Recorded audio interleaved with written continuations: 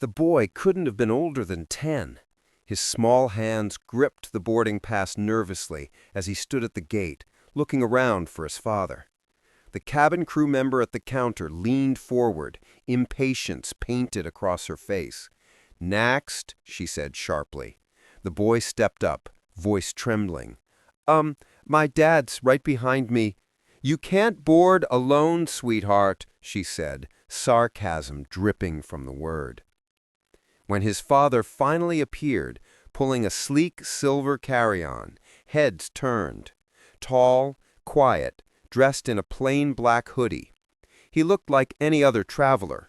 No designer logos, no bodyguards, just a man and his son. "Everything okay?" he asked calmly. The crew member frowned. "Your son was holding up the line. Please make sure he knows how to follow instructions." The man gave a polite smile. "He's doing his best," he said softly. "It's been a long day." The crew member huffed and rolled her eyes. "Well, let's hope the flight isn't as difficult as boarding." She didn't notice the flight captain, standing a few feet away, watching the entire exchange. Nor did she know that this quiet father wasn't just another passenger. He owned the airline. As the passengers began boarding, the crew member, Tara, whispered to another attendant. "Some people just think money can buy patience," she muttered. The boy and his father took their seats in first class, but the tension lingered. When the boy accidentally dropped his juice before takeoff, Tara sighed loudly and muttered under her breath, "Some people really shouldn't travel." The father glanced up, his eyes calm but his expression unreadable. "It's all right," he said. "Accidents happen."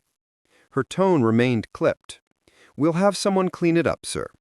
The other passengers noticed. One elderly woman frowned at the rudeness, whispering, "What's wrong with her?" The boy tried to make himself smaller in the seat, his face red with embarrassment. When meal service began, Tara accidentally skipped their row. The boy whispered, "Dad, is she mad at us?" His father smiled faintly. "No, son. Sometimes people just don't see you for who you are. They see what they assume." Midway through the flight, the captain stepped out of the cockpit, quietly observing the interaction again.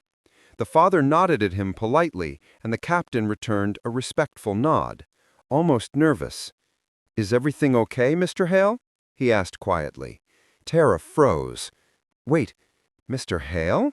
she repeated. The captain swallowed hard. "As in Daniel Hale?" The father smiled gently. "I didn't want to make a scene." The captain straightened, his voice suddenly formal. "Of course, sir.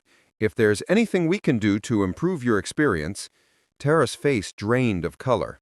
She looked down at the boy, the same boy she'd just spoken to like a nuisance, and felt her stomach twist.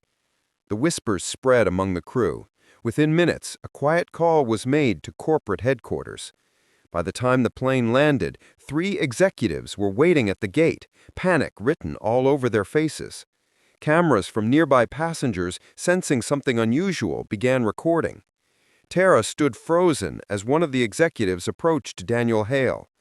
"Sir," he began nervously, "we just received the in-flight report. Please know this behavior does not reflect our values." Daniel raised his hand gently. "No need to panic. I'm not here to fire anyone. I just need you to fix what's broken." He turned to Tara, whose eyes glistened with tears. "You see, respect isn't a policy. It's a mindset. If my son looked different, if I didn't dress like an average man, would you have treated us the same?" Tara stammered. I didn't realize who you—" "That's exactly the problem. You shouldn't have to realize who someone is to treat them with basic decency." The crowd around them grew silent. A few passengers applauded quietly. Tara covered her face, ashamed, as the executives assured Daniel the entire crew would undergo retraining. But Daniel stopped them. "No, don't just train them, empower them. If people work with fear, they'll never learn empathy."